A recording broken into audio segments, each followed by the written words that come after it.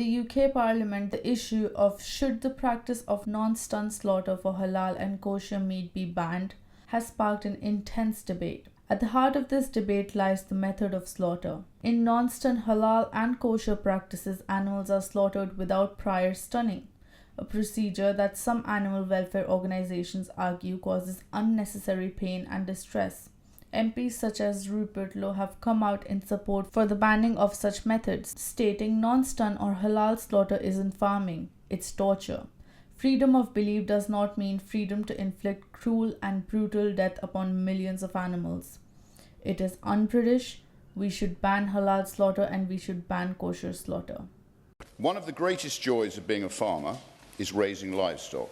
You see them born, you feed them, you watch them grow, you care for them. And when their time comes, you want that end to be swift, calm, dignified and painless. Right now, today, all across the country in abattoirs, we're allowing vile practices that would turn the stomach of any decent person, all in the name of religious exemption. No bolt to the brain, no stunning, no anaesthetic, a blade, a deep crushing cut across the throat. The animal does not die instantly. It thrashes, it gasps, it panics. It feels everything. That's a minute of pure agony while the blood pours from its body. No sedation, no stunning, just raw terror and suffocation. As a farmer, I would rightly be prosecuted for treating our animals like that. But in the abattoir, it's legal under religious exemption. It's two-tier slaughter. Instead of an instant painless death, these poor beings are being put through the most unimaginable pain, all in the name of religion. This isn't farming, it's torture. And the British people have no idea that this is happening, because supermarkets don't label it, restaurants don't mention it, and schools don't highlight it.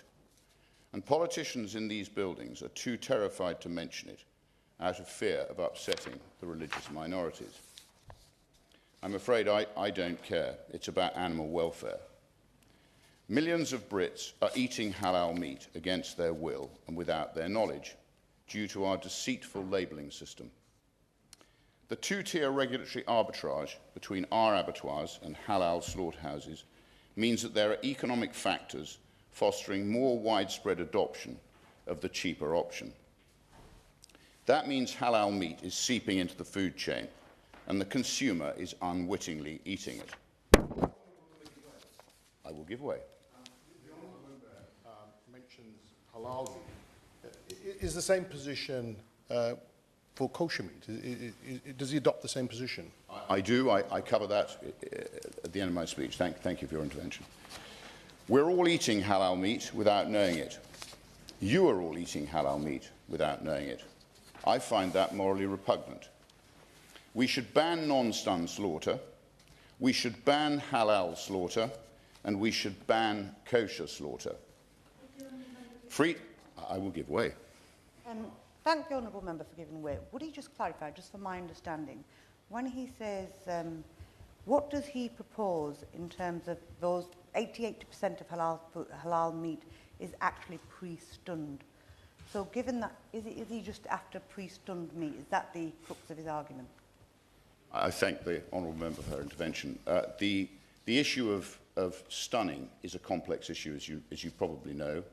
The halal stun is a lower voltage than the non-halal stun. And as a member over here quite rightly said, chickens are put into an electric bath before they're killed.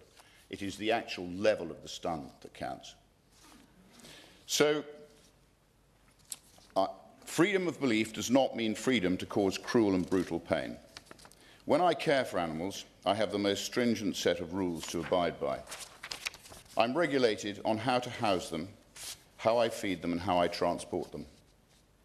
There are inspections, paperwork, codes of practice, all to make sure they're treated with dignity.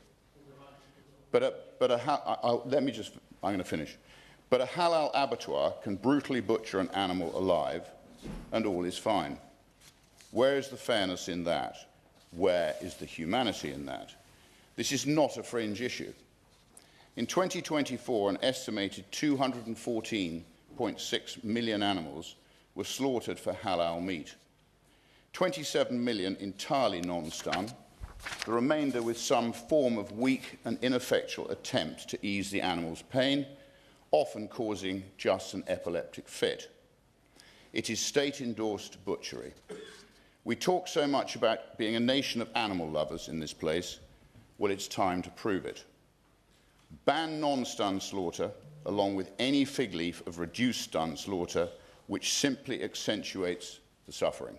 The Farm Animal Welfare Council has also recommended banning such practices, stating that animals slaughtered without pre-stunning are likely to experience very significant pain and distress before becoming unconscious. Countries like Denmark and Iceland have already implemented ban on non-stun slaughter, citing animal welfare concerns.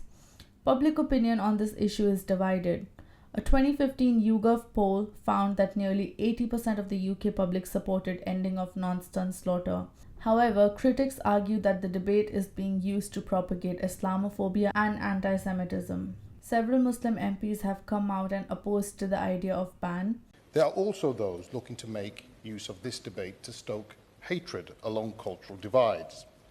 And while the petition in question makes no reference to halal or kosher slaughter, it has been welcomed in right-wing echo chambers as an opportunity to marginalize and discriminate against the Muslim and Jewish communities.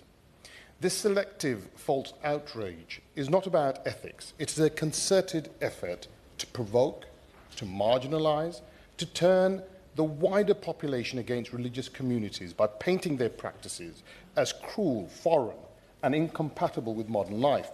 Will the member agree that this isn't about animal welfare?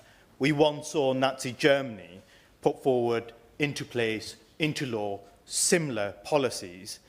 The justification then was to animal welfare. As this debate continues, the path forward remains uncertain. The challenge lies in finding the balance that respects religious freedom while ensuring humane treatment of animals.